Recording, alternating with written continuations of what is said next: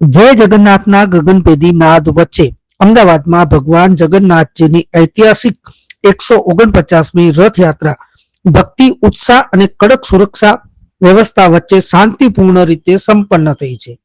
લાખો શ્રદ્ધાળુઓએ ભગવાન જગન્નાથ, ભાઈ બળભદ્ર અને બહેન સુભદ્રાજીના દર્શન કરી ધન્યતા અનુભવી છે. ત્યારે હવે પણ તમે પણ નિહાળો આ રથયાત્રા.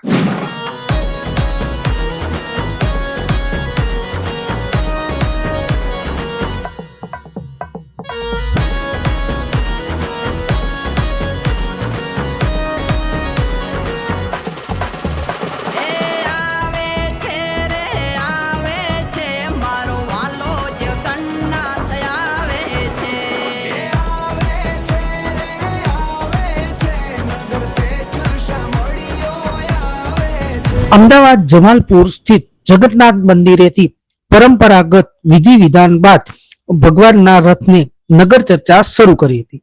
સમગ્ર માર્ગ પર લાખો ભક્તો ઉમટી પડ્યા હતા અને જય જગન્નાથના જય ઘોષથી સમગ્ર શહેર ભક્તિમય બન્યું હતું.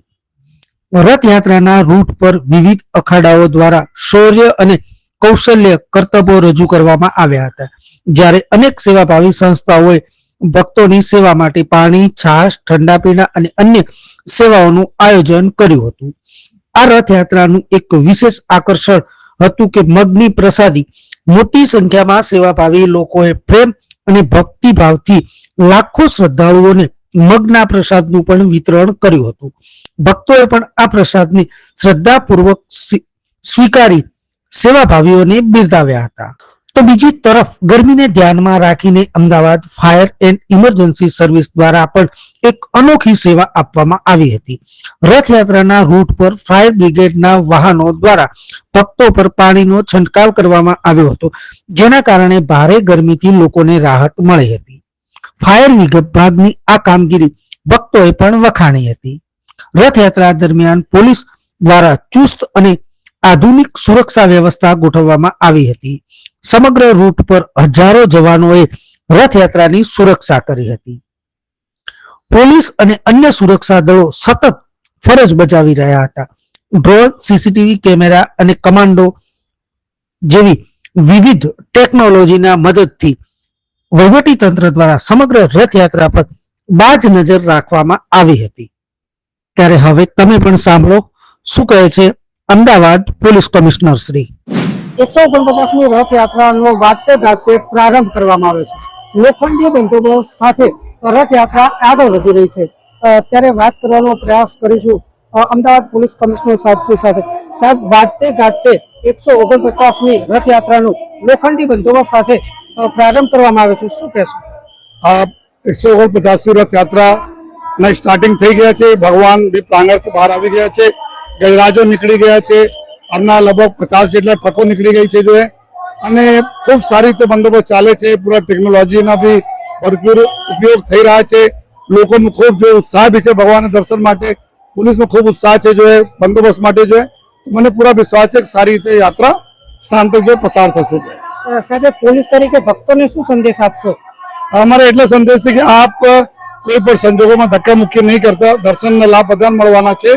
સાથોસાથ આપના જેટલા બી અમારા વડીલો છે, નાના બાળકો છે, બહેનો છે, એના ધ્યાન વધારે રાખજો જોઈએ અને પોલીસ ઉપર ભરોસા રાખશો. પોલીસ જો બોલે એનો ભરોસા રાખજો.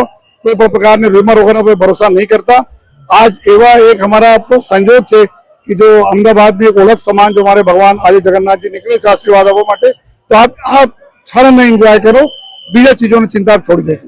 પોલીસ દ્વારા કઈ કઈ ટેકનોલોજીથી રથયાત્રા પર બાદ નજર રાખવામાં આવે છે? हमारा ड्रोन कैमरा है, आर्टिफिशियल इंटेलिजेंस સાથે सीसीटीवी कैमरा है, फेस रिकॉग्निशन सिस्टम वाला कैमरा है, गजराज ऊपर जो आवाज मेजर करवा वाला जो हमारा गायरोमीटर है, જેથી ગજરાજો में भी कोई तकलीफ नहीं पड़े.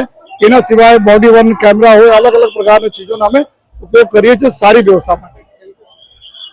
અમદાવાદ પોલીસ કમિશનર સાહેબ શ્રી કે જેમણે જણાવ્યું કે વિવિધ ટેકનોલોજીના આધારે સમગ્ર રથયાત્રા પર પોલીસ દ્વારા બાજ નજર રાખવામાં આવી રહી છે અને શાંતિપૂર્ણ માહોલમાં રથયાત્રા સંપન્ન થાય તેવું પોલીસ ઈચ્છી રહી છે.